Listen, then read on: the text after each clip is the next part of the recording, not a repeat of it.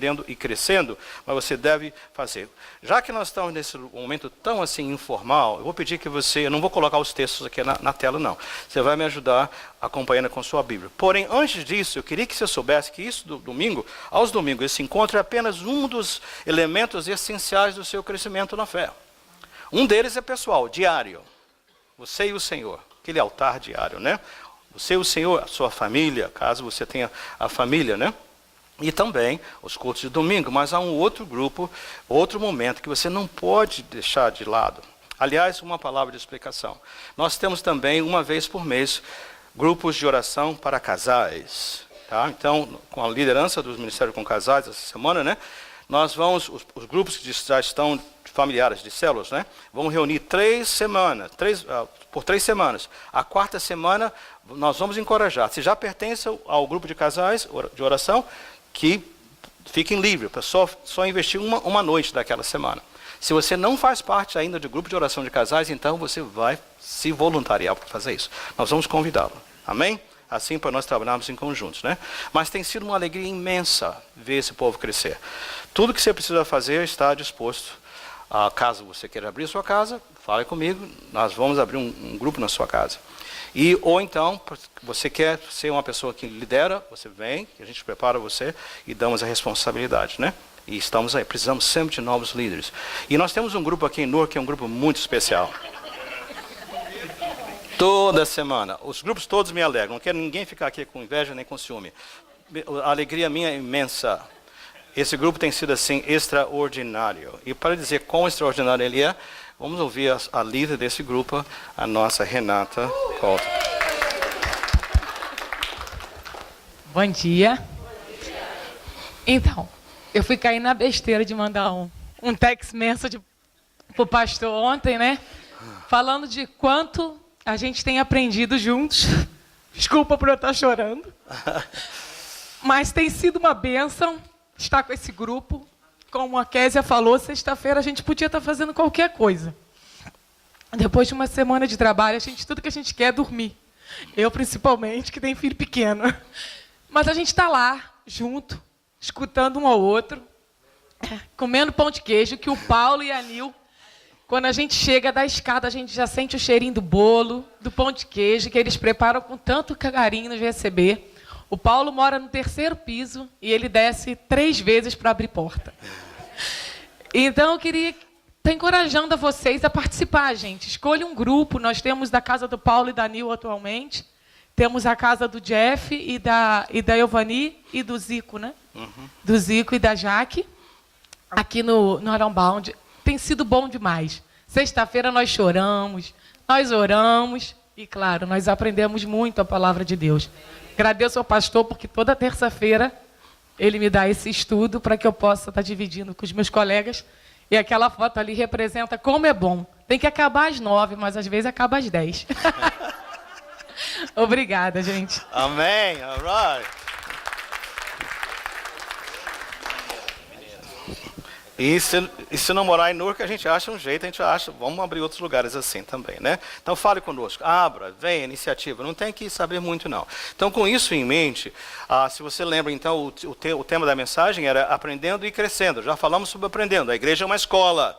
Nós vimos lá em Atos 2, 42 e 47, que lugar é Jerusalém, os professores eram os apóstolos, os líderes da igreja, né? E eles estavam ali para aprender, né? E nós falamos bastante sobre isso, volta no website caso você queira ouvir mais, né? Então hoje nós queremos trabalhar na parte de crescendo. Aí o verso que foi usado semana passada, ele se dedicava ao ensino. Ensino é importante, experiência com Deus é essencial. Porém, você precisa entender e saber o que está acontecendo com você e continuar a crescer. Então, hoje nós queremos falar sobre a parte de nós crescendo. Mas ainda da semana passada, nós vimos que nós aprendemos nessa escola? Aprendemos que salvação é pela graça. Você lembra que eu dei o exemplo lá da pessoa que me atendeu lá no dealer, né, de automóveis, e como ele estava tão preocupado em manter certas regras para poder estar salvo. Salvação é através de Jesus Cristo pela graça somente. Então hoje eu gostaria de fazer algo diferente. Isso que está aqui na tela, né, isso do Evangelho de Mateus. Nós usamos um título para essa parte da palavra de Deus. Qual o nome que nós damos a esse começo aí? O que nós chamamos essa oração? Oração do Pai Nosso. Por que nós fazemos isso? Porque os discípulos perguntaram a Jesus e pediram a Ele, ensina-nos a orar. Então esse nome, oração do Pai Nosso, não existe na Bíblia. Isso foi um título que foi dado para nós falarmos. Porém, algumas pessoas já sugeriram que o título deveria ser a oração dos apóstolos. E apóstolo, mas eu não sou apóstolo, eu sou apenas um membro. A palavra apóstolo quer dizer aquele que é enviado. Então, nesse contexto geral, nós todos somos enviados. Porque lembra, Jesus ao final, né, do seu ministério, já prestes a ascender aos céus, ele disse, ide por todo o mundo, falando para nós, né, todos, né? Pregar o evangelho, né? Ele falou, né? Ensinando-os a guardar todas as coisas, né? Batizando em nome do Pai, do Filho e do Espírito Santo, ensinando a guardar todas as coisas. E eis que estou convosco até fazer discípulos de todas as nações. Né? Eu misturei aqui as versões, mas a ideia é o seguinte, ide fazer discípulos de todas as nações. Ensinando-os a guardar. Então, é para nós. Nós somos enviados. Então, olha só, ele diz assim, vocês orem assim, Pai nosso que estás nos céus, santificado seja o teu nome, venha o teu reino, seja feita a tua vontade. E essa parte que está sublinhada em amarelo. Vocês leem, então? Assim na terra como no céu. Então, o que está acontecendo aqui? Há uma predisposição da pessoa que está sendo enviada, que entendeu a missão que foi confiada, está dizendo o seguinte, Senhor, que a sua vontade seja feita aqui na terra, como já é feita nos céus. Então, você está indo, e você está indo agora como enviado, e você tem uma missão. Você está indo para transformar, gente, arrepia aqui, né? Para transformar aqui a terra, para ficar igual ao céu. Só o Mauro que pegou, só um que concordou comigo, né? Vou repetir então. Você está falando, você está dizendo para Deus, Senhor, eu estou indo para transformar onde eu estou, a minha esfera de presença e ambiente, para ser igual ao céu. Isso é chamado, em outros termos, estabelecer o reino de Deus. Que vem o teu reino, quer dizer, então pode que o seu império. De onde veio essa palavra apóstolo? Fora da Bíblia, né? Jesus a usou porque era um termo muito conhecido na época. E Jesus usou sempre aqueles termos que eram conhecidos para ensinar os discípulos coisas que eram espirituais, né? Ele pegava lavoura para falar isso de semente, falava isso no vento para falar do Espírito Santo. Sempre usou linguagem que o povo conhecia para ensinar algo extraordinário, certo? Então, quando ele falou de apóstolos, é porque o Império Romano, vocês devem se lembrar na história, né? Eles, na época de Jesus, dominavam o mundo inteiro conhecido. Pelo menos o mundo civilizado. E o que eles faziam? Eles vinham com a sua força bruta. Vinham, destruíam tudo, conquistavam. E uma vez conquistado, a próxima fase, para eles poderem estabelecer o seu reino, o que eles faziam? Eles enviavam, entre aspas, apóstolos. Eram mensageiros enviados pelo imperador. Mas eles não iam sozinhos. Eles levavam com eles uma equipe cultural, outros linguistas, arquitetos, administradores. Para quê? Para eles irem naqueles lugares que agora estavam em ruínas, onde o povo estava ali, né, só os sobreviventes, para transformar aqueles lugares em um lugar mais parecido na arquitetura, nos costumes, na linguagem, parecido com a capital em Roma. Então eles estavam literalmente transformando os lugares em lugares que eram como em Roma, para que quando o imperador viesse, ele se sentisse em casa. Ajudou? E quando eu vi isso, eu falei, gente, que coisa extraordinária. Óbvio que eu quero o meu lar, um lugar onde o meu imperador, Deus, se sinta confortável. Óbvio que eu quero o meu trabalho, onde eu estou, visto tantas horas, um lugar onde o meu imperador, Deus, se sinta à vontade. Óbvio que eu quero a minha igreja de tal maneira que ela se sinta à vontade. Que o nosso imperador se sinta à vontade. Chega, estou em casa. Sentiram? É por isso que, se você olhar, né? Lembre-se que quando a Roma veio, né? Antes do Império Romano era o Império Grego. Então, por isso que o Novo Testamento está em grego e tudo mais. E eles eram tão espertos que eles assimilavam. Então, se você for no mundo inteiro da época, olhar na história, você vai ver resquícios da cultura que são muito semelhantes. As construções, a questão legal, a questão das leis jurídicas, tudo muito comum. Por quê? Os apóstolos estavam vindo e implantando o reino de Roma. Então, essa oração é uma oração de guerra. Jesus, Deus, toda a autoridade me foi dada no céu e na terra, então ide, fazeis discípulos. E ele está dizendo, quando vocês orarem, orem assim, peça a Deus, que seja feita, que esse lugar seja transformado como o céu, né? Que seja aqui na terra como ele lá no céu. Ajudou? Está ajudando? Tudo isso para a gente trabalhar aqui esse texto, né? Agora vamos lá, mais um pouquinho, porque você deve estar pensando, mas eu não sou tão capaz assim, né? Tá. João 3, só vou colocar, não vou nem ler, nem abrir, você não precisa nem abrir, não. João 3, de 12 a 13, tá? Jesus está tendo uma conversa com um indivíduo chamado Nicodemos. Ele é um mestre da lei. Ele vem pela noite, quer conversar com Jesus e fala que eu sei que o Senhor é enviado de Deus, tal. Vale a pena você ler o capítulo inteiro. Mas no versículos 12 e 13, ele chama a atenção do Nicodemos. Jesus chama. Fala, se você nem entende as coisas da terra, como é que você vai entender as coisas dos céus? Eu só quero pegar esse gancho para dizer o seguinte. Você só vai poder orar o Pai Nosso, entender a sua missão e sair de casa, levantar-se da sua cama, sair de casa como esse agente de Deus, se você conseguir entender o princípio do céu. Porque se você ficar pensando só em meios da terra, você vai sair já fracassado, não vai chegar a lugar nenhum. Segura essa ideia? Então ele sacode o Nicodemos e fala, se você não entende, porque ele falou, você tem que nascer de novo. Ele já deu o parafuso, né? Eu já sou velho, como é que eu vou entrar no ventre da minha mãe? Ele está pensando em termos naturais. Estão comigo? Jesus estava falando de nascer de novo, espiritualmente falando. Então, se você entender essa conquista do ponto de vista humano, você já vai sair derrotado. Seguraram a ideia? Ok.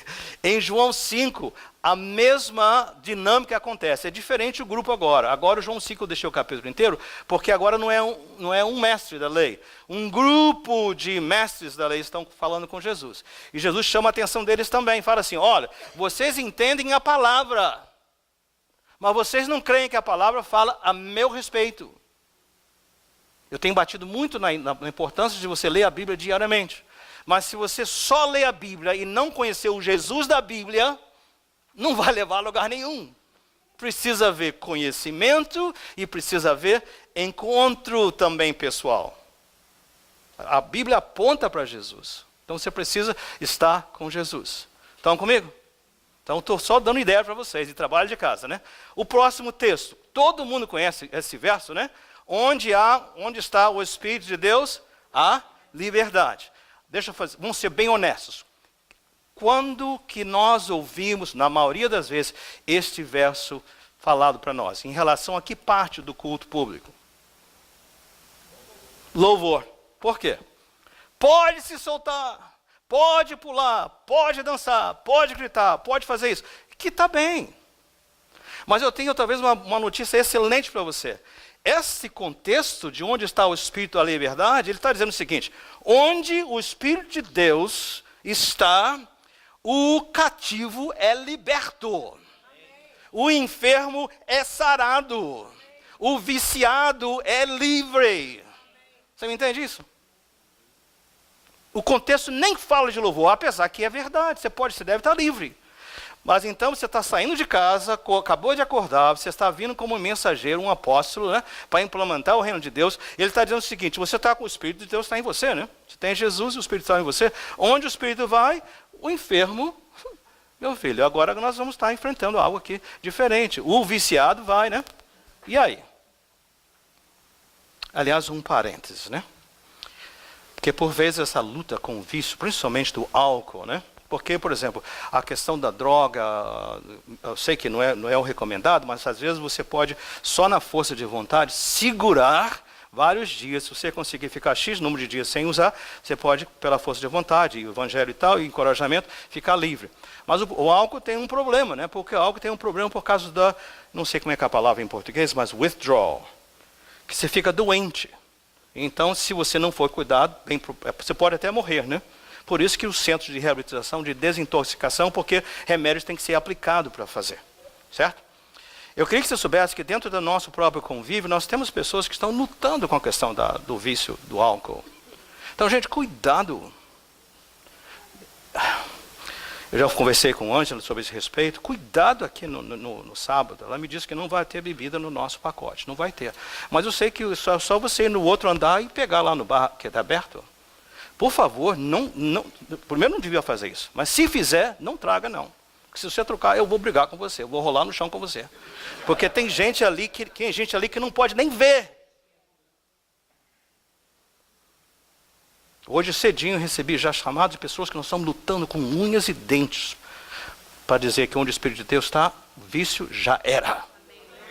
Mas nós não podemos facilitar isso. Ontem eu fui visitar também a mãe da nossa Jessica Bolta. Vocês devem conhecê-la bem, do Ministério Inglês, né? Está aqui sempre durante a semana. Ela não tem nem 60 anos, né? 50 e poucos anos. 53, 54 anos. Mas se você olhar para Yolanda, pensa que ela tem 80. E ela estava hospitalizada, estava no intensive care aqui no University, agora saiu, mas ela está num estado que, humanamente falando, já era. O álcool já destruiu tudo. E eu conversando com ela, inclusive a Jessica falou para o pastor, ela às vezes, o estado que ela está, às vezes ela afetou a mente, ela fala coisa que não, sem coisa, né? Não fala coisa com coisa. Então fica pronto. Eu fui, mas ela estava lúcida. Ela não lembrou meu nome, mas lembrou quem eu era. Eu esteve aqui e tal, a gente orou e tal, tudo bem. Foi muito bom, fraca, as pernas não movem, as mãos não movem, tudo, né? Um esqueleto. Mas eu estava ali pensando nesse texto. E ela disse, eu falei, e aí? E ela falou, tremendo, ela falou assim, essa tremenda, pastor, não é que eu estou com frio, é por causa da ausência do álcool. Mas eu falei, mas você já não bebe há um tempo? Eu falei, não, pastor, eu tenho bebido sempre. Toda vez que ela melhora um pouco e vai para casa, e essas coisas absurdas que as pessoas vendem, e até de graça, fiado para pagar depois. Então eu estava orando e eu dizia, eu vou voltar aqui. Porque Deus pode fazer, né? Alguém que está totalmente nas algemas, nas cadeias, nos grilhões do álcool. Mas essa palavra para você, agente de Deus, você, apóstolo de Deus, é o seguinte: Pai nosso que está no céu, eu estou sendo enviado para estabelecer o teu reino, para que seja o meu lar, a minha casa, o meu ambiente, a minha igreja, a minha comunidade, como é nos céus. Isso aí é termo militar. Não é para chegar, ficar nice, nada disso não. É para entrar de sola. E nós precisamos tomar posse disso aí, tá?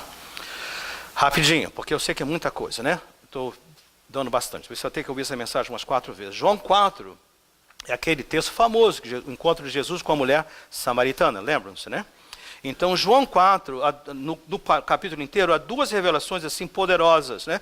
Uma é sobre a adoração. Ele diz que Deus está buscando adoradores que o adorem em espírito e em verdade, né? Verdadeiros adoradores. Deus não precisa de bajuladores. Deus não precisa de ninguém dizer, ei, tudo bem, muito bem. Ele não precisa disso. Ele quer pessoas que o adorem. E tudo que nós adoramos, aquilo que é mais precioso para você, se torna igual a isso, a ele, ou a isto. Se você gosta demais de riqueza, você vai ficar igual os bens materiais. Ele se transforma, né? Então Deus busca pessoas que queiram ser transformadas para serem como Ele. Então está essa a revelação. E ele dá uma outra revelação sobre evangelismo. Quando? Porque quando os discípulos voltam, ficam assustados que ele está falando com uma mulher, e uma mulher samaritana, e eles conversam e tal. Aí Jesus fala assim para eles, olha, vocês dizem, olha só, coisas da terra, coisas do céu. Nicodemos, lá os outros mestres estão pensando em termos humanos. Jesus está falando de termos aqui em cima, no céu. Porque eles ficam espantados que ele está falando com a samaritana. Então qual é o ponto? Jesus fala assim, vocês pelas contas, né, do calendário, das estações, dizem que faltam 4 meses para a colheita. Vocês leiam em casa, tá? Mas Jesus fala assim, isso é aqui na terra, porque no céu a colheita é quando? Os campos já estão brancos. Vocês estão me acompanhando aqui? O povo está dizendo assim, a natureza se plantou agora e vai esperar X tempo para ver a colheita. Mas no plano de Deus, quando você planta, a colheita é quando? Agora. Vou traduzir isso para vocês. Sei que às vezes o pastor fala muito assim, passou por cima da cabeça. Olha só, é que ele está dizendo, gente, não existe ninguém, nem tempo nem algum, que esteja fora do alcance de uma transformação extraordinária hoje. Vão comigo? É isso que ele está dizendo, os campos estão brancos. Então o que eu preciso fazer? Eu vou e saio de casa como o agente de Deus, o apóstolo, mas aí me desanimei, né? O que ele faz então? O que eu tenho que fazer? Eu tenho que olhar para... Oração não era só para orar para ficar o dia, não, né? Oração é assim, Senhor, seja feita a tua vontade, assim na terra, que a terra se transforme como o céu. E aqui ele quer que todo mundo no céu só entra gente salva, né? Só gente transformada. Então que haja transformação aqui como há transformação no céu. Discípulos, vocês estão pensando que tem que dar tempo, que vai ser, mas eu estou dizendo para vocês, olhem que os campos já estão prontos hoje. Vou falar para esse lado aqui, acho que ele lá não entendeu, né? Os campos, essa colheita está pronta hoje. Amém? Pegaram isso? Sentiram a ideia? É agora. Está complicado, né, pastor? O senhor está falando para a gente sair, e o céu vai mudar, e o mundo vai mudar, e a gente já estou tremendo nas pernas. Então vamos pegar um caso, um caos aqui, né? Esse caos é de alguém. Vamos pegar assim alguém muito complicado, um novo crente complicado, uma gente que veio de um passado terrível. Vamos ver se aplica esses princípios, que a pessoa pode sair do zero e já sair aí como um agente. Saiu de pecador ali aprisionado no pecado para alguém que é uma bala nas mãos do Senhor. Se ele pode, todo mundo pode, né? Vocês concordam? Depois não vai ter ninguém que vai ter desculpa mais, né? Porque se isso pode acontecer com esse indivíduo, por que não vai acontecer comigo? Né? Amém? Então, para isso, abram em Marcos 5, e eu coloquei na tela porque ele é tão... Não coloquei não. Só botei o texto. Marcos 5, de 1 a 20. Quando você estiver em dúvida, quando você estiver hesitando, olhe para cima e veja, os campos estão brancos. Olhou para baixo, o campo não está branco. Olha para cima outra vez. Senhor, me deixa ver o mundo como o Senhor vê. Olha para o indivíduo, você, estou olhando, e não tem jeito. A Yolanda não tem jeito, o fulano não tem jeito. Olha para cima, o Senhor diz, tem jeito. Agora você volta. Estão comigo? Marcos 5, de 1 a 20. Deixa a Bíblia aberta, eu vou contar a história desse indivíduo, né? Quando Jesus desembarcou, se você olhar no versículo de número 20, ele vai dizer que ele desembarcou numa região chamada de Decápolis, tá? E é do outro lado do lago da Galileia, o mar da Galileia. Eu estou rindo porque eu estava vendo, se você olhar, toda vez que Jesus entrou no barco para atravessar o lago, o que aconteceu?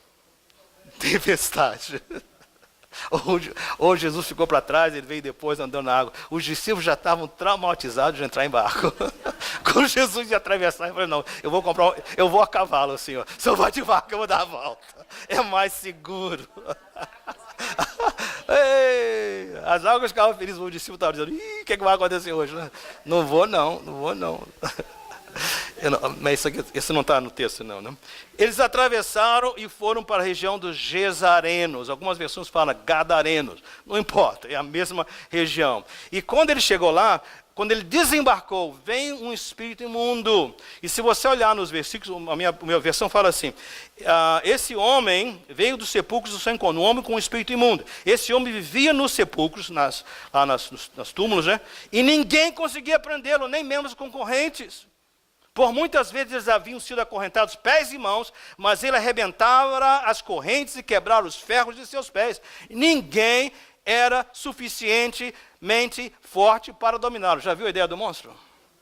Imagina assim, tá o Pedro e João, os discípulos todos, né? Ele vê aquele indivíduo vindo a todo para Jesus. Né? Aí o Pedro falou assim, ó, você bate em cima que eu bato embaixo. Mas ele não vai tocar em Jesus. Né?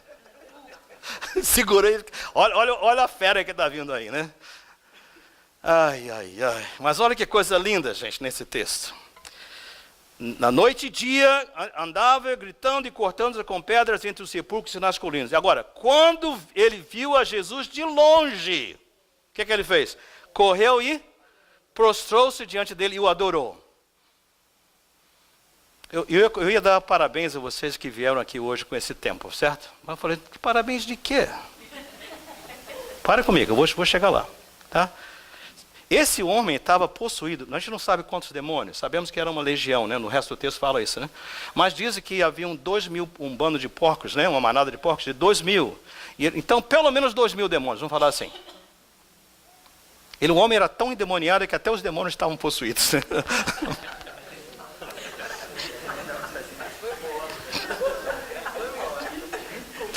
Tava que tava. Mas quando esse homem viu a Jesus, o que ele fez? De longe, o que ele fez? Ele o adorou. Ai, ai, ai. Uma chuvinha, uma nevinha, a gente já para de adorar. 2.000 demônios não conseguiram impedir esse homem de correr e adorar a Jesus? Calma lá, vamos lá. 2.000 demônios demoniados não conseguiram impedir esse homem de adorar a Jesus. Aí eu pensei comigo, gente, nunca mais nada pode me impedir de adorar o Senhor. Nunca mais. Nada. Ele vai e ele adora ao Senhor, né? E gritou em voz alta, que queres comigo, Jesus, Filho do Altíssimo? Então, Jesus pergunta qual é o seu nome, é legião, porque somos muitos. E ele fala o seguinte, havia uma grande manada de porcos pastando, e eles pedem, não manda a gente embora não, manda a gente embora, mas manda a gente para os porcos. Aí eles vão e possuem os porcos se lançam num precipício e fazem lá uma omelete de presunto naquela hora, né? Isso não está escrito, não estava escrito não. Porco, presunto, bacon. Tchá, todo mundo lá, né? Ai, ai, ai. E quando isso aconteceu, os que cuidavam dos porcos, o que eles fizeram? Eles foram correndo para a cidade falar com os proprietários, né? Ih, você não sabe o que aconteceu. Lembra daquele maluco, né? Encontrou com Jesus e tal.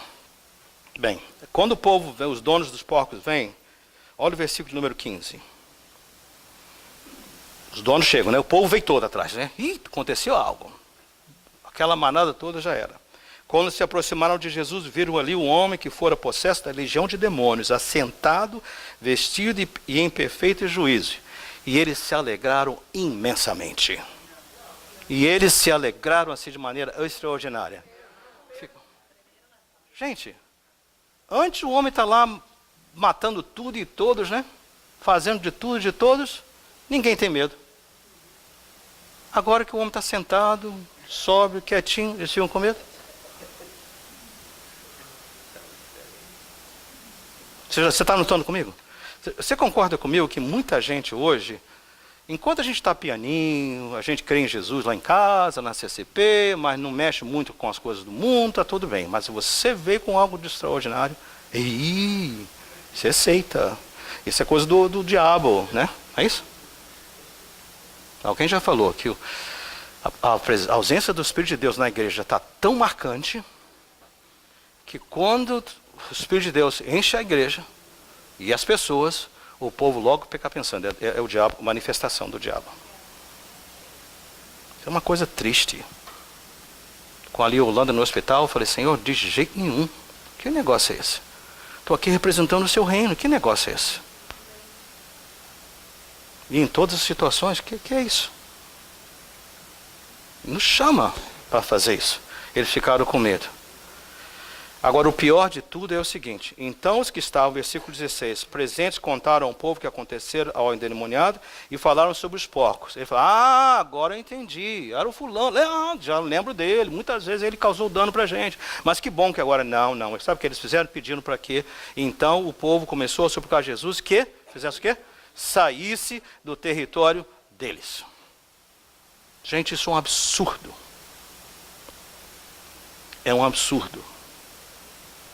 Que a pessoa vendo a presença de Deus tão maravilhosa, ainda pede, não vem mexer com a estrutura não, está tudo muito bem aqui do jeito que está, né? A gente está feliz do jeito que as coisas estão. Concluindo. Mas o jovem, curado, ele diz agora, Jesus, essa gente aí nunca mais quero ver, eu vou contigo. Aí os 12 falam assim, ih, rapaz, esse novo discípulo vai dar muito trabalho, né? Mas Jesus faz algo aqui extraordinário. O que ele falou pro agora livre? O que ele falou para ele? Fique, não vem comigo não. Não permitiu que ele viesse. Faça o quê? Vai para... E conta o que aconteceu contigo. Gente, isso fica bonito no papel, não fica? Agora vamos lá. Quanto tempo que esse homem estava liberto dos 2.000 demônios? Vamos dar um colete de chá. Vamos estender 1 hora talvez? Porque os lugares o pessoal tinha que andar. Vamos falar 1 hora. Quanto que esse moço tem para contar?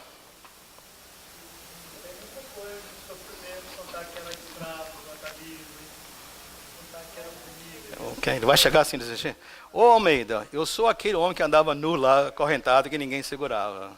Oh, perdão pelos gatos e cachorros seus que eu comi e matei. Sabe? Não foi sábio da minha presença. E agora? O que eu falo? Você está notando? Eu quero dizer o seguinte. Ele ia dizer, pode fazer como o cego lá que Jesus curou, né? Ele falou assim, olha, se ele é Deus, eu não sei. Se ele é profeta, sei que era cego, agora vejo. Qual o ponto que eu quero fazer? Não precisou de nada de conhecimento para ele contar o que Jesus tinha feito. Então, olha só, vamos supor que eu seja o endemoniado. Então a mensagem sua para mim, o mensageiro, o louvor pode ver, a mensagem sua para mim é dizer o seguinte, olha, Deus fez isso com esse homem tão terrivelmente prisioneiro, ele vai transformar a sua vida. Não tem nada, físico, espiritual, emocional, não tem nada.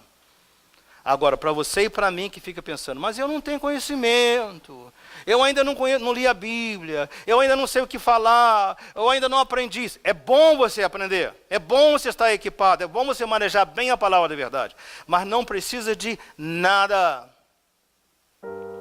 Vai e começa a falar. Se você continuar lendo o Evangelho de Marcos, você vai saber o seguinte, a região de Decápolis. Quando fala assim, Decápolis, o que quer dizer essa palavra, Decápolis? São 2 palavras juntas. 10 o quê? Cidades. Polis para cidade, deca de 10. 10 cidades. Então esse homem falou para quantas cidades? 10. Mais tarde, quando Jesus voltou a essa região, fala assim, agora todo mundo mandou Jesus embora. Quando ele volta, por causa de uma voz, uma testemunha, que passou 1 hora só com Jesus ali em pessoa, e foi e pregou, diz que todas as cidades e todo o povo da região veio ver Jesus. Porque eles foram tocados por uma vida. Gente, aprendendo e crescendo. Eu quero que você tome posse dessa palavra e exercite a sua fé. O que você recebeu hoje foi assim, revelação. Dizer, é a vontade de Deus que você vá. É a vontade de Deus que você vai como um apóstolo. É a vontade de Deus que você vá e você vai transformar a terra do meu jeitinho que é os céus. Isso é revelação, isso é informação. Agora, fé é crer que eu vou em o nome de Jesus e isso assim será. Isso é fé. Fé é colocar em prática aquilo que Deus já revelou para você. Captou isso? Então eu vou pedir que todo mundo fique de pé. E eu vou pedir que todo mundo vai orar com uma outra pessoa. Se você quiser que uma pessoa, às vezes está muito íntimo, né? Alguém diferente para orar com você, você pode fazer isso. Mas eu queria que todo mundo tivesse pares agora. 2 pares, todo mundo, ninguém sozinho. Encontre os pares, façam os pares. Agora, pares, não 3, só pares. Felipe, find somebody, like, get maybe Alisa and George, get somebody else. Pega alguma outra pessoa, George. Vamos lá. Façam isso. A pares, vamos lá. Rosiel, não pode ficar sozinho, já está, né? Todo mundo. Só criança pequenininha, tá bem? Vamos lá? Pode ser. Tu me desvendas. Margarete, aqui está a Cleide. Agora ouçam, só um instantinho. Agora ouçam. Não orem ainda não, eu não terminei de falar ainda. segura aí a oração. Pera aí.